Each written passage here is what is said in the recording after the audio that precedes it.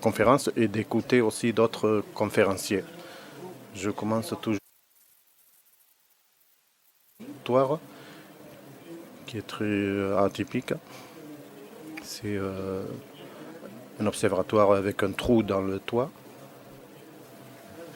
Il lève le télescope au-dessus du toit comme un périscope d'un sous-marin.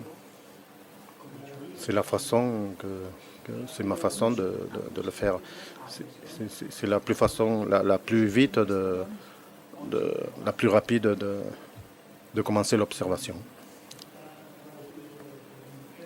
C'est ma femme qui a traduit en français. Je crois qu'il n'y a pas, j'espère qu'il n'y a pas des erreurs. Je quitte ma responsabilité, c'est ma femme qui l'a fait.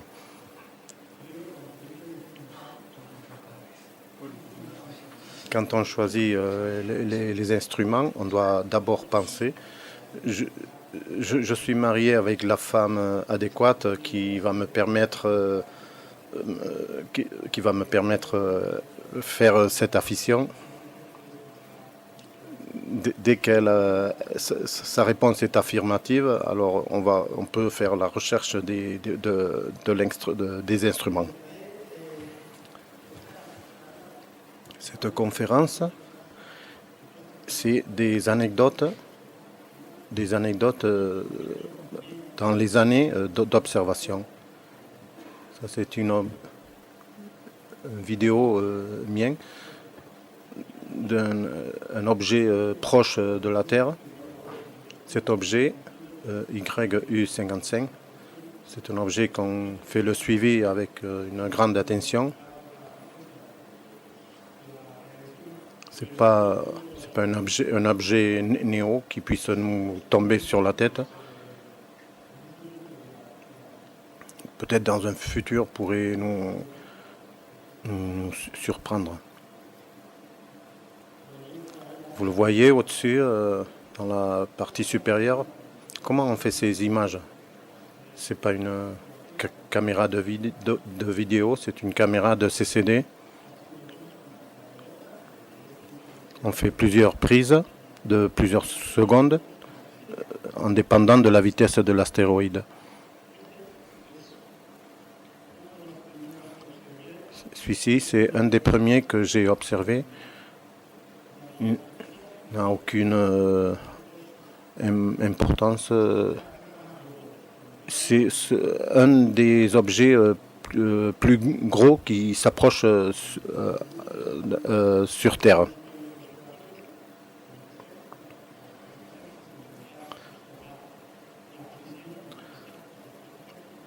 Pour ceux qui ont fait les observations, on fait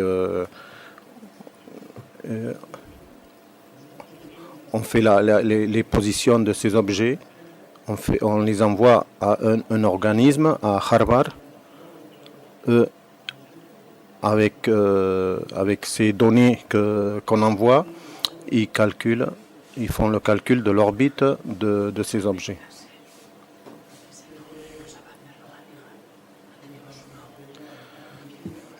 Ici, c'est un autre objet qui s'appelle Impactor. C'est la première fois qu'on découvre un astéroïde. Je me souviens dans les forums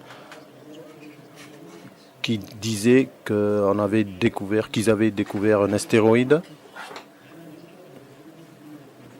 qui portait des nouvelles, qu'il était un des candidats plus probables de frapper sur Terre.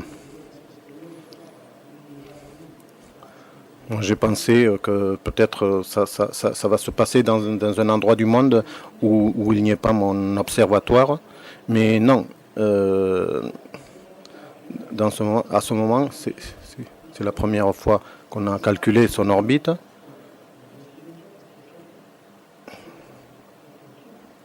Heureusement, cet objet était très très petit, de la taille d'une voiture. S'il était plus grand, on ne serait plus là. C'était au Soudan qui est tombé. Ils ont averti l'aviation aérienne. S'ils ont averti, ils se sont posé la question s'ils ont averti le gouvernement du Soudan. Ils ont averti l'aviation civile. Et ils disent que dans quelques avions, ils ont arrivé à le voir. Pourquoi on voit des traits? Ça, c'est l'équivalent à faire une photographie d'une voiture de Formule 1. Il y a une technique de faire le suivi, de faire le suivi de l'objet, par exemple du Formule 1, d'une voiture de Formule 1, et le public sortirait pareil. Alors les étoiles, c'est très... En vrai, ce qui est bougé, c'est l'astéroïde. En rouge, c'est l'orbite de la Terre. Là, à un moment donné, la Terre et l'objet étaient le même. Le plus curieux, c'est que c'était difficile à localiser l'objet. Si on pointait avec le télescope l'objet, c'était déjà tard parce que l'objet n'était plus là. Il fallait faire une précision plus... Là, on voit l'animation. Voilà, le voilà. Il y a beaucoup de bruit parce que les prises étaient très très fortes de quelques secondes, de 2 ou 3 secondes. Il allait à une très grande vitesse. C'était très difficile à localiser. Avec un autre camarade qui était aux îles Canaries, on a essayé de l'observer. Lui, il a trouvé un peu plus avant que moi. On se posait la question, dans quelle étoile, dans quelle position. Là où il disait, moi je ne le trouvais pas. Mais on l'a si proche de la Terre, par parallaxe, il n'y avait pas de minute de degré, sinon de degrés de proximité. On a fait le suivi. Ça, par exemple, c'était un mardi ou mercredi à 10h, mais ça, on peut pas perdre cet événement. Avant qu'il rentre dans le cône sombre de la Terre, dès qu'il est rentré au cône sombre de la Terre, le soleil est à ma gauche, il est rentré à ma droite. L'ombre de la Terre a fait qu'il ne soit plus lumineux. Et des heures après, il est tombé sur Terre. Il a brûlé dans l'atmosphère.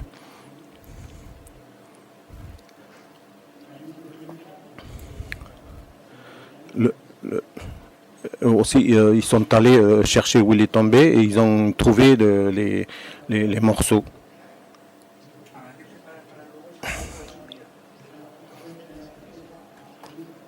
C'est une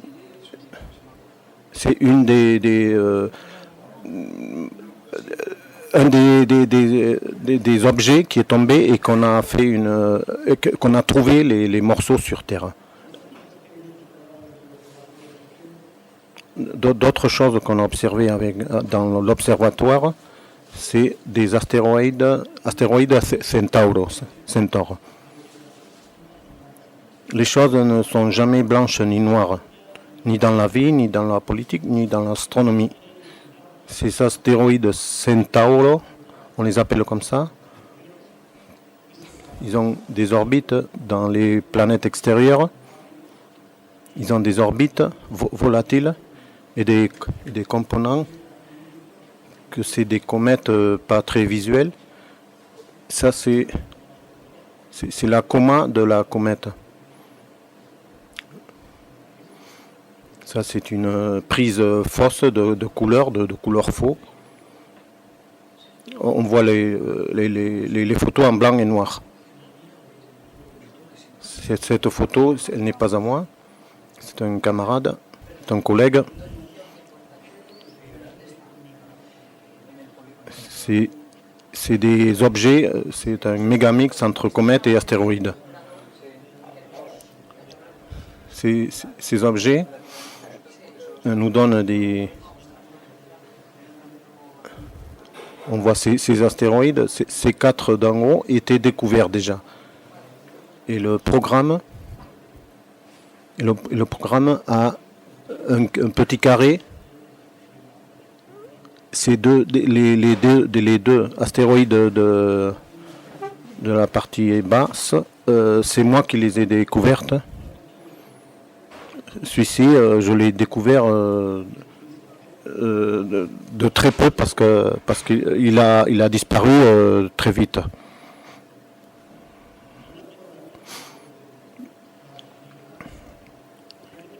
Quand il n'y a pas les petits carrés, c'est plus difficile. Cette animation était un peu péculière. C'est pas avec des prises individuelles.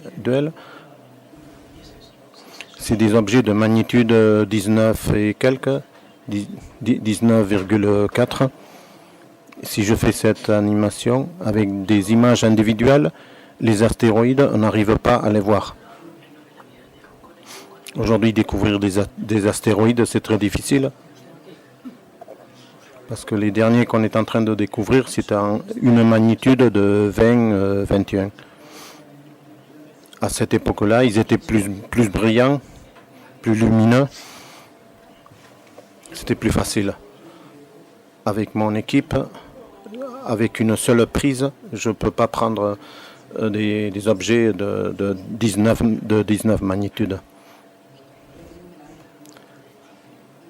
Si tu veux découvrir des astéroïdes de la ceinture principale,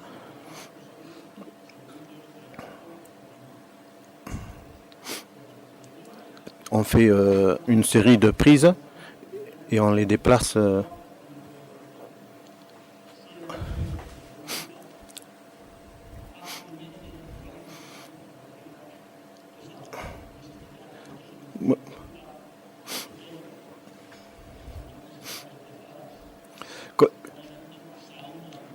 c'est pas facile à faire les prises des astéroïdes. Il faut un déplacement de quelques degrés pour...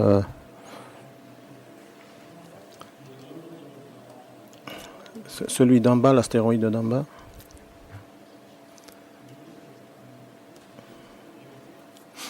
D'abord, il est très faible et j'ai eu des mal à faire l'observation.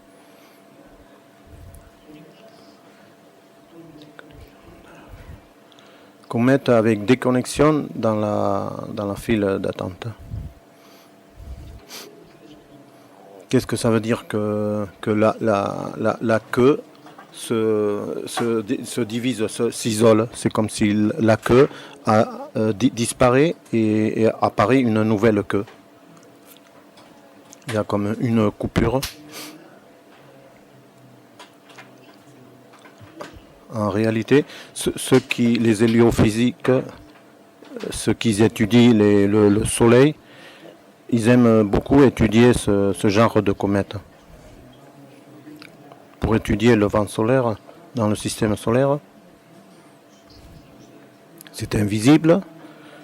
Et s'il n'y a pas une queue d'un comète, ils n'arrivent pas à voir comment est l'interaction du vent solaire avec l'espace. Alors quand on voit ces isolements, c'est parce que le vent a changé de polarité. Ça leur intéresse plus aux héliophysiques, les étudiants du Soleil, que les physiciens d'étudier ces types de comètes. Parce que le vent solaire, il a soufflé de manière différente.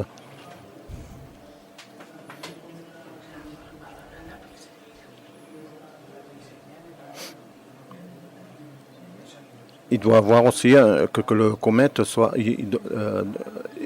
doit avoir une queue importante. C'est une des choses des plus intéressantes et curieuses, c'est quand les comètes se cassent.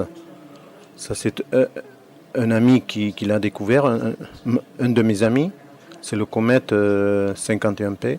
On n'arrive pas à le voir bien, il y a deux petits morceaux. C'est lui qui a été qui a fait la recherche, qui l'a découvert. Il doit, pour ça, il doit avoir une autre personne qui obtienne les mêmes résultats. Alors, il m'a averti. Alors moi, je suis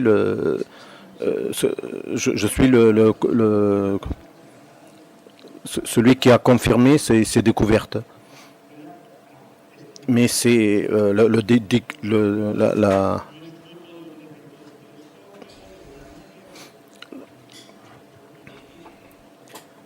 la découverte, c'est grâce à mon ami. Moi, je suis comme collaborateur. Oui, s'il y a une seule personne qui a fait la découverte, on est un peu questionné. Pourquoi les comètes se cassent? Il n'y a pas de comète pareille. C'est un mélange de rochers, glace, eau, CO2, anhydride carbonique, azote. Au moment que les comètes se rapprochent au Soleil et par le réchauffagement, le comète peut arriver qu'il se casse. On l'appelle par exemple un comète A et le B. Et s'il y a une troisième coupure, c'est le comète C. D'autres cas, celui-ci, personne n'a arrivé à le voir au moment qu'il s'est cassé. Les premiers qui ont fait la découverte, le comète était frappé, était coupé déjà. À droite, on en voit un autre. Cette découverte, c'est des amis de Murcia.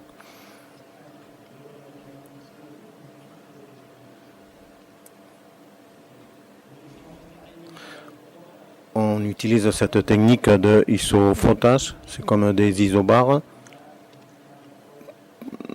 pour isoler un peu les structures séparées des comètes.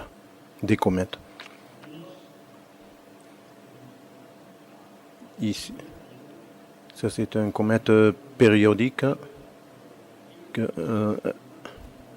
une des révolutions au Soleil.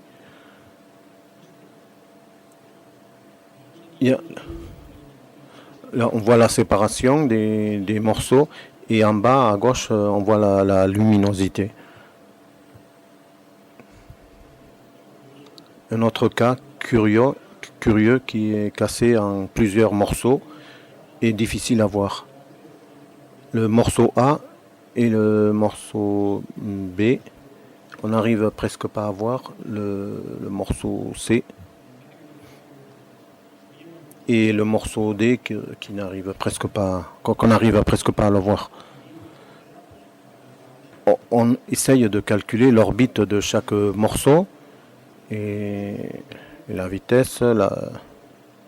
Il y en a quelques-uns qui sont plus avancés et d'autres qui restent plus en arrière. Là, en voilà un autre, 2011 J2. Celui-ci, il allait très très vite. Là, on voit un très grand trait d'étoiles. J'ai dû additionner beaucoup d'images pour pouvoir remarquer les deux petits morceaux. Quelques coupures sont très évidentes, mais celle-ci, par exemple, c'est très difficile parce qu'on n'a pas les installations, les appareils adéquats et il y a une très grande vitesse. Ça, c'est un autre cas qui a été très spectaculaire en 2006. Là, on ne voit pas dans un comète coupé. Celui-ci, c'est le comète PC. Il s'est cassé dans plusieurs morceaux Il n'y avait pas de lettres dans l'abécédaire pour comptabiliser les morceaux.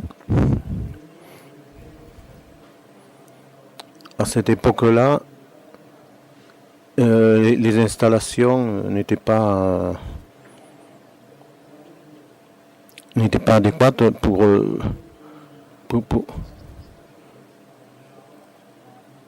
à ce moment-là, pour faire les données de chaque morceau, c'était très très difficile.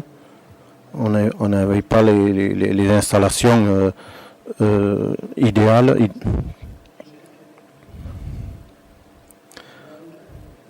Calculer les orbites, c'est très très difficile. Moi, je sais pas calculer les orbites. Je le fais avec un programme qui calcule les orbites.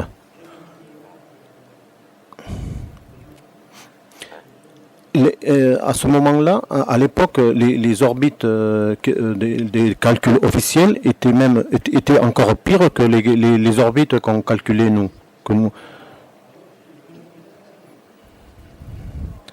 Il y a deux comètes, le petit morceau B qui est coupé en 3 morceaux. Le morceau G et le morceau J, que presque on ne le voit pas. Il y a encore le morceau R, le morceau AP. Il y a 2 lettres. Il y a 2 lettres parce qu'il y a deux autres petits morceaux. Moi, j'ai pas pris même tous les morceaux. J'ai pris les plus lumineux. Parce que on savait qu'ils étaient là et on pointait là. Encore plus de morceaux, de comètes cassés. Là, en bas, on le voit un peu plus clair. La Q se sépare du morceau B. Le morceau A, je crois qu'il n'existe pas, qu'il existait, mais il a disparu. Le morceau BC, il y avait plein de morceaux de comètes. C'était stressant parce que la nuit commençait et quand on avait le comète au zénith, tous les comètes se dispersaient. On commençait par les plus lumineux et après les plus faibles. Ça, en réalité, c'est pas une cassure, c'est une comète qui disparaît. Le joli de ce type de comète, ici, c'est la dernière image de ce comète. Comment je le sais? Comment je l'ai appris? Quand j'ai fait cette image, j'ai fait la mesure, j'ai calculé la mesure. Elle était si mauvaise, la mesure, qu'elle était très très très mauvaise. L'image, elle était très très mauvaise. J'ai reçu une lettre d'un docteur qui me disait: vous avez observé la comète jusqu'à un jour. Vous avez des mesures des comètes? Alors, on a fait le suivi de ce comète. Si vous avez des mesures à partir de ce jour, nous, on n'a pas pu les faire. Si vous avez des mesures, c'est la dernière image qu'il y a du comète, et après il a disparu et personne ne l'a plus vu. Le docteur, il nous a remercié les images et nos calculs. Il a envoyé un article.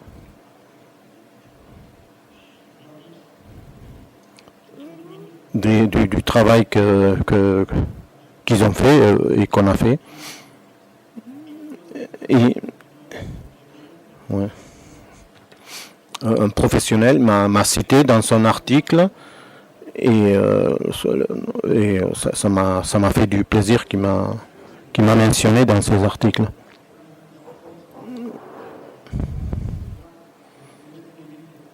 Ça, c'est une découverte espagnole qui est passée inaperçue presque. Ça, c'est le comète qu'on ne voit presque pas. Et après, dans une prise à gauche, c'est une prise de 1000 secondes. Et là, une prise de 2 jours après, une prise de 2 secondes. C'est cette image à droite. Avec une prise de 2 secondes. Ça a été la plus grande explosion qui a fait une comète. Au début, c'était une comète de 16,5 et à droite,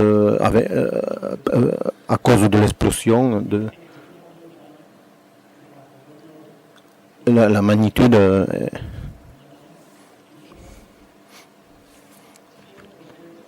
Là, c'est une mosaïque, par exemple, de 6 x 6 pour pouvoir voir, pour arriver à voir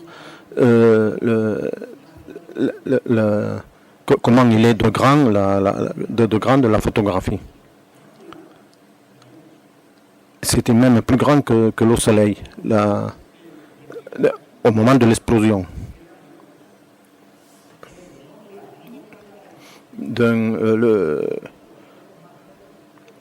La dimension de l'halo était plus grande même que le soleil. C'est très grande, mais même transparent, parce qu'on arrive à voir le ciel profond, les étoiles du fond. Ici, j'ai eu la chance, on m'a appelé à 3 heures du matin. Ramon, ici, dans cette comète, il y a quelque chose qui se passe. Un collègue, celui qui a fait la découverte, c'était un amateur. Il a vu une étoile lumineuse. Au moment que j'ai vu que l'étoile bougeait, en suivant le suivi de la lumière, on a fait la découverte d'une comète. Celui-ci, on l'a appelé comète 29P. Il a une orbite pareille à celle de Jupiter, une orbite circulaire, et on peut voir une luminosité variable, 14, 15, 12, 16, on ne sait pas pourquoi, il fait des changements de luminosité. Quand il est brillant, au moment qu'il est brillant, il a une forme type étoile, et après, quand il y a plus de luminosité, il y a une queue comme un éventail, comme un abat-jour. On dirait que le comète a souffert une cassure, une coupure, mais on ne l'apprécie pas très très bien.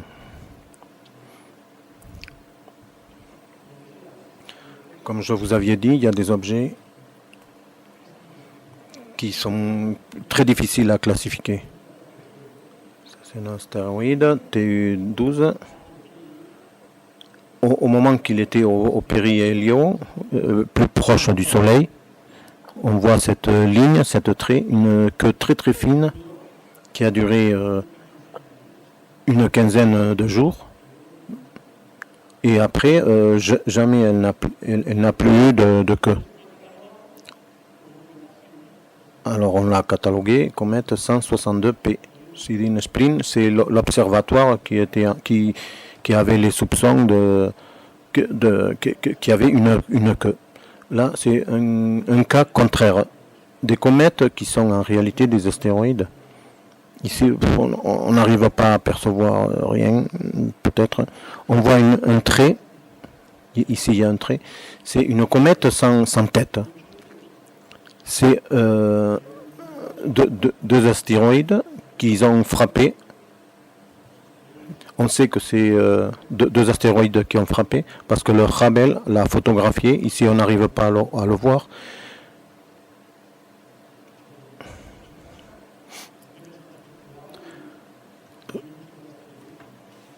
Un choc d'astéroïdes, on croit que c'est quelque chose d'improbable, mais ça se passe. On m'a donné On lui a donné le nom de 2010 A2, mais en vrai, il n'existe pas. C'est de la poussière d'astéroïdes après le choc. Ça, c'est pour testifier que les choses ne sont ni blancs ni noirs. Ça, c'est des satellites de Mars. Ça, c'est Mars. Elle est brûlée, l'image. Là, à gauche, c'est la lune de Deimos. Cette photographie, elle n'est pas à moi, évidemment. C'est les deux satellites de Mars, Phobos et Deimos. Pourquoi j'ai fait cette photo à gauche? Il y a un article de la revue Astronomie d'un collègue qui disait comment observer Phobos et Deimos, les lunes de Mars.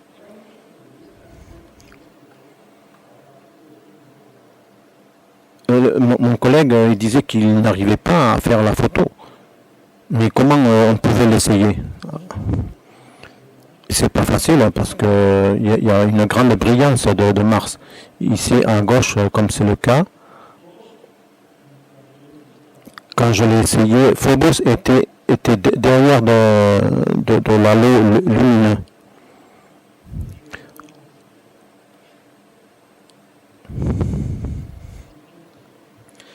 Là, c'est Pluton. Pluton, ce n'est plus une planète et jamais l'a été. Ça a été une erreur du début, le considérer une planète. Non, mais par motif historique, non, mais la science n'avance pas par l'histoire, elle avance par des données.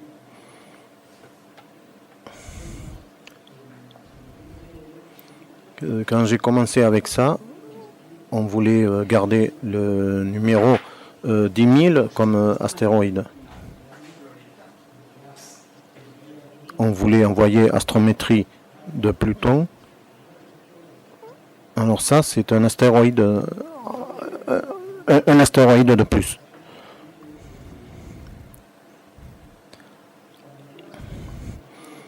Quand plus de monde s'est ajouté avec nous, on n'avait pas fait la découverte de 100 000 astéroïdes, mais presque.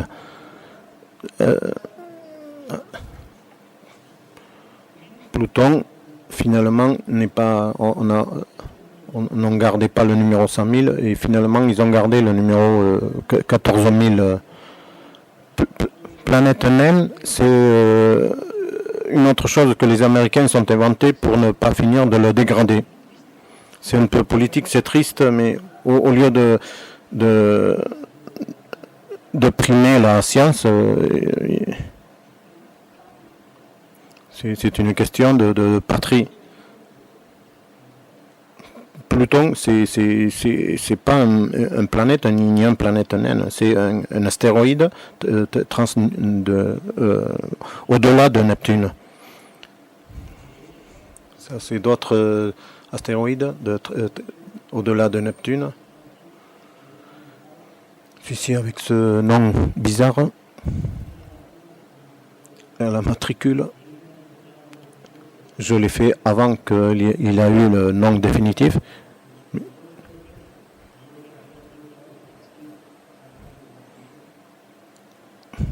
Quand il y a quelqu'un qui a fait une découverte qui est plus grande que Pluton, si ma découverte n'est pas une planète, alors Pluton non plus.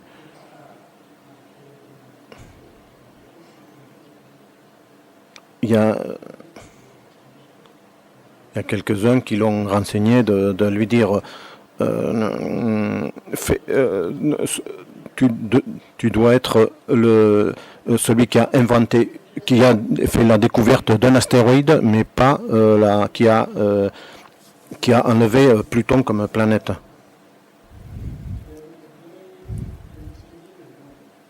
Si cette photo est de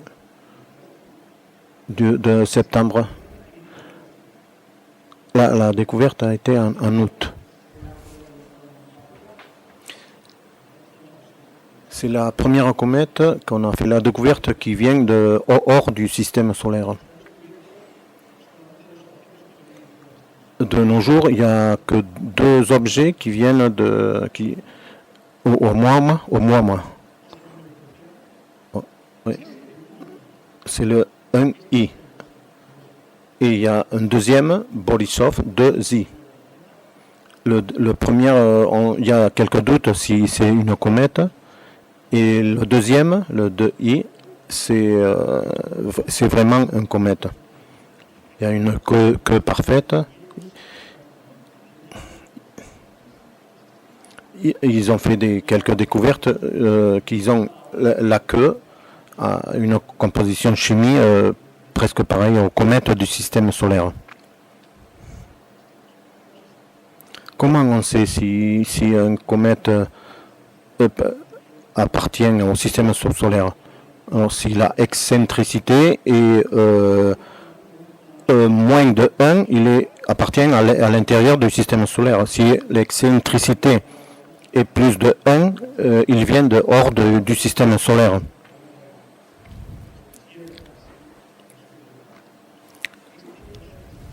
C'est une grande élongation.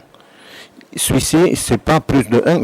Oui, c'est plus de 1, mais c'est l'élongation, là, c'est 3, et quelques. Alors, il a une très très grande élongation. C'est un objet très spectaculaire. On est en train de spéculer d'où il vient. Et c'est le premier comète que l'on observe. Qu'on sait complètement sûr qu'il vient hors du système solaire. Et pour finir, je vais passer une série d'images de jolies comètes. Moi, je ne peux pas passer des jolies images parce que je n'ai pas les moyens. Celui-ci, il fait la seule fois que j'ai sorti le télescope hors de ma maison.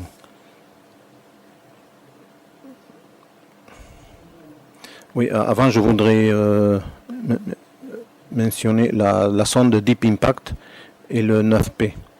Et après, je passe les photos. Vous avez entendu parler de la mission Deep Impact, c'est la mission américaine qui avait le propos de frapper avec le comète 9P. À cette époque-là, en 2005, mon observatoire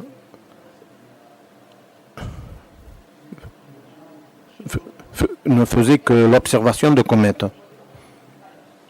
À ce moment-là, moi j'étais un des observateurs qui envoyait le plus de mesures de comètes, des calculs de comètes. Pour ma surprise, j'observais cette comète tous les jours, parce que Deep Impact, la sonde Deep Impact allait se poser, allait frapper sur la comète. J'ai reçu une lettre du directeur de la sonde Deep Impact. Il m'a dit que vous êtes une des personnes qui a plus observé cette comète. On était 2 ou 3 personnes en Espagne. Et on a une inquiétude, comment on doit frapper sur la comète avec notre sonde. Cette sonde était de 2 pièces, une très grande et une plus petite. Celle qui devait frapper sur la comète, elle est d'une taille comme une lave-linge.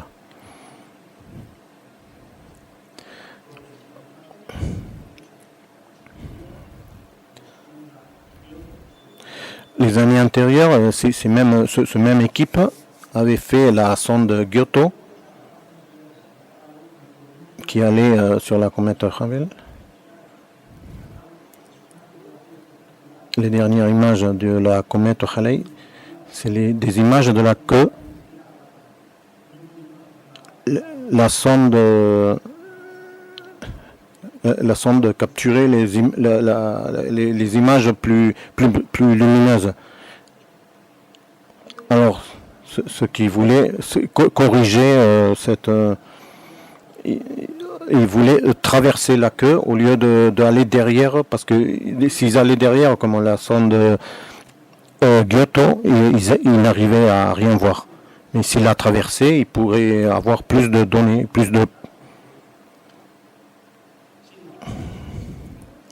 c'est la partie plus brillante et le noyau et le noyau. Alors c'est là qu'on y va. Alors ils devaient savoir la position théorique. Alors c'est pour ça qu'ils nous ont demandé à quelques-uns pour...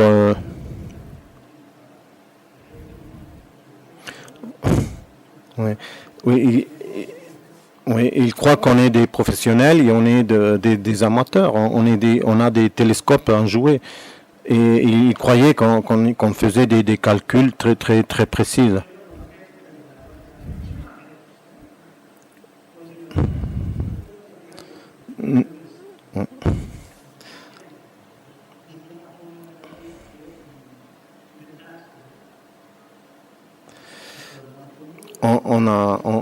On s'est coordonné, on a fait une coordination de tous les groupes pour envoyer les données, les mesures.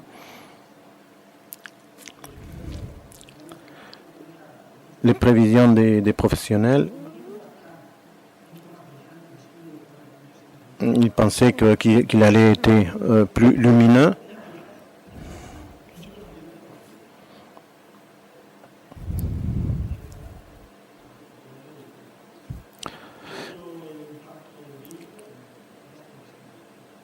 L'impact a duré quelques secondes. Il croyait qu'il allait durer beaucoup plus. Ils étaient assez contents d'avoir frappé sur la sonde, comme quand ils applaudissent quand la sonde arrive à destination. Alors, mais après, les photos n'ont pas eu les données qu'ils espéraient. La sonde Rosetta, ils n'ont pas contacté avec notre équipe, avec moi, ni avec quelques camarades. On a fait le suivi de la comète de la sonde Rosetta. La sonde a tardé 10 ans pour atteindre la comète. Nos observations ont servi pour nous donner quelques plus de données, mais pas beaucoup de données.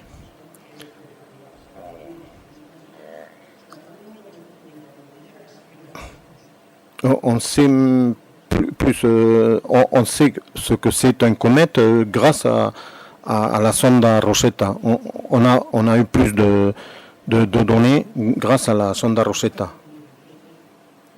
Des comètes, d'autres images de M4, M3, c'est des images, ça c'est des mosaïques, les images sont si grandes, c'est des mosaïques. C'est une des peu images en couleur.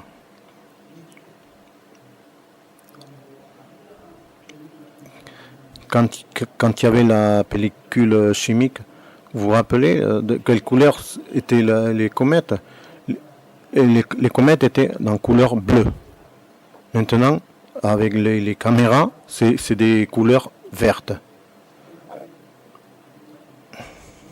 À l'époque, c'était les pellicules chimiques, elles étaient bleues. Parce qu'il y avait une filtration de couleurs. Mais de nos jours, c'est la couleur verte. Mais en vrai, la couleur des comètes, elle est plus bleue que verte. Quand la technique améliore, il faut changer de mentalité. Une autre en couleur, Lovejoy, la comète Lovejoy. J'utilise beaucoup cette technique d'isoflotte, qu'on dirait des couches d'oignons. Et voilà, j'ai fini, merci.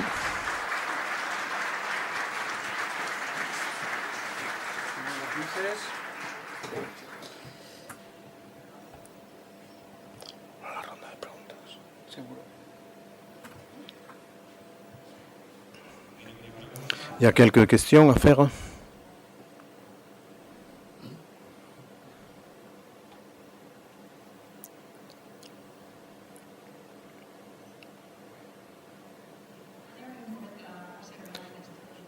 Il quelle est la comète que tu es en train d'observer en ce moment? Je les ai pas mis maintenant en ce moment, mais quand il y a un grand comète, c'est pour les astrophotographes. Il y a le 260p que je suis en train d'observer maintenant, le N2, et il me reste un autre, 260p. J'ai un troisième, mais je me souviens plus du numéro. De quelques-uns de ces trois, j'ai fait une animation de quelques heures pour faire avec CCD, caméra CCD. Si tu le fais avec grand champ, c'est très faible. Mais si tu le fais avec le télescope avec une grande focale, il y a de très bonnes images. En ce moment, en vue, il n'y a pas une comète spectaculaire. Peut-être dans quelques années, je crois que c'est le N2, 2017 N2, il commence à être visible maintenant. Et dans 2 années, peut-être, il va être très visuel. Là,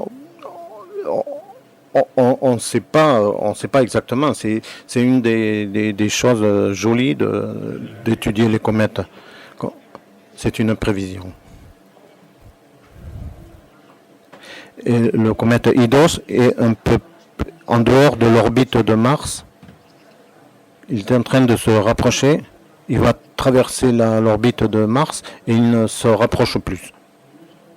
Et de fait, pour voir le I2, il faut le faire à 4h ou 5h du matin avant du lever du soleil.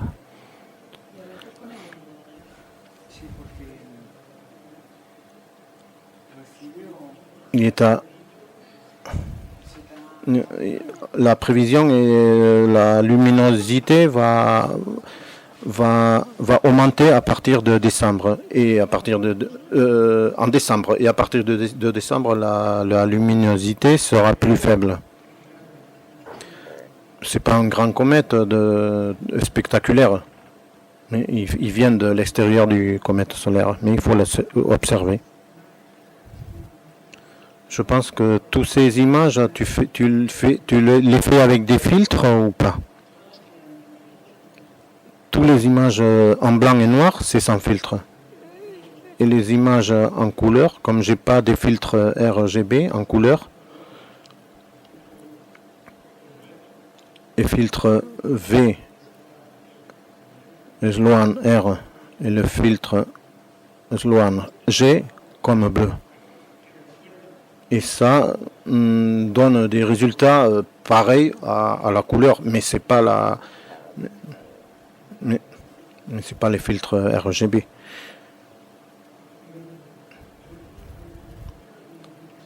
Je vois que tu utilises un télescope Smith-Cassegrain.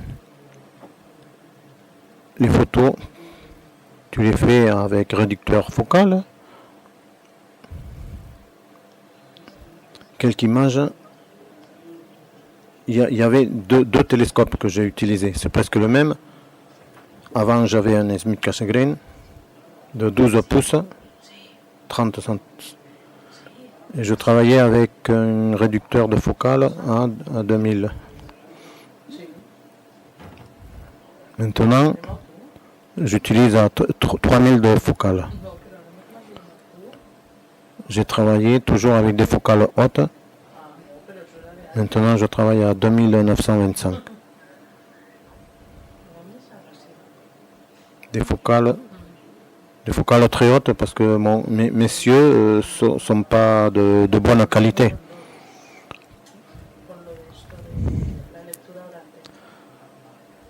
Plus de résolution, plus tu fais le ciel plus sombre.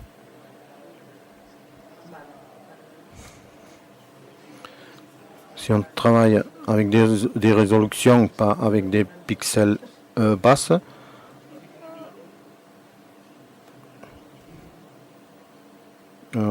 ça nous aide à quitter la contamination luminique. J'entends pas la question.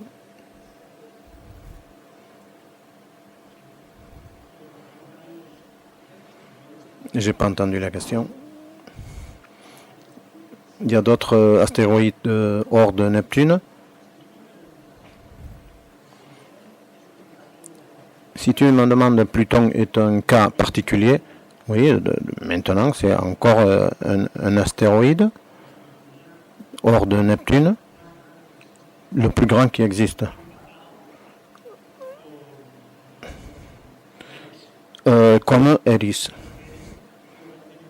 Mais oui, Eris a un autre compagnon.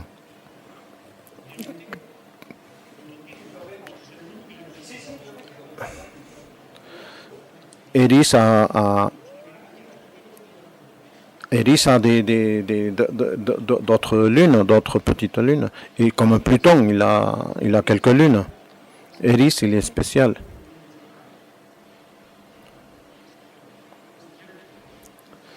C'est certes que Pluton n'est pas n'importe quoi. Il y a toute une collection d'objets hors de Pluton qui s'appelle Plutinos. Donc Pluton est le plus grand. Pluton a une orbite de résonance par rapport à ces autres.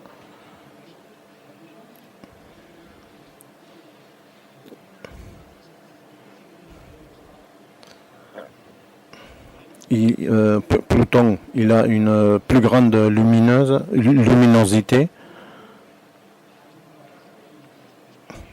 C'est pour ça qu'on est arrivé à le découvrir. Et Lowell.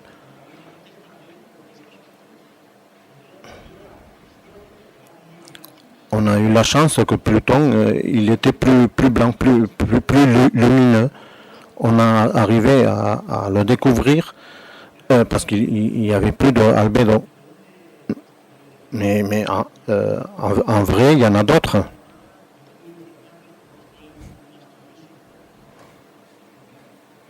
Il y a eu un Colombien qui s'appelait Julio Fernandez, un astrophysicien d'Hispanoamérique. C'est le premier qui a fait la découverte des objets hors de Neptune.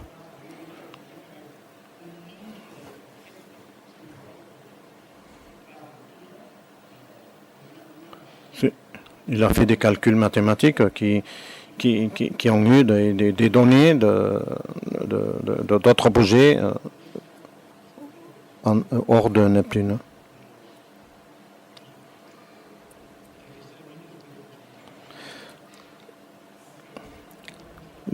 Les planètes ont compliqué beaucoup la définition, mais toutes les planètes sont dans la même plan de l'écliptique, dans le même aucun traverse l'orbite des autres planètes. Comme c'est les Américains qui ont fait la découverte, alors ils ont fait comme une planète. Pluton, évidemment, c'est une planète spéciale, mais c'est vrai que c'est un objet spécial, mais c'est pas une planète.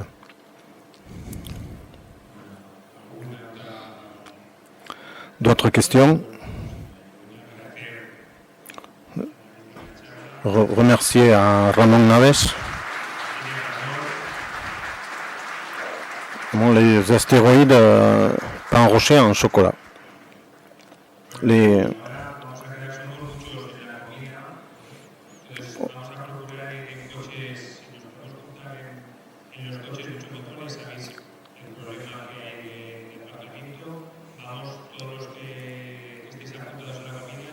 Comme on est beaucoup pour le repas, on va essayer de minoriser les voitures parce qu'il n'y a pas beaucoup d'endroits pour stationner, pour garer les voitures. on peut se rassembler dans les voitures.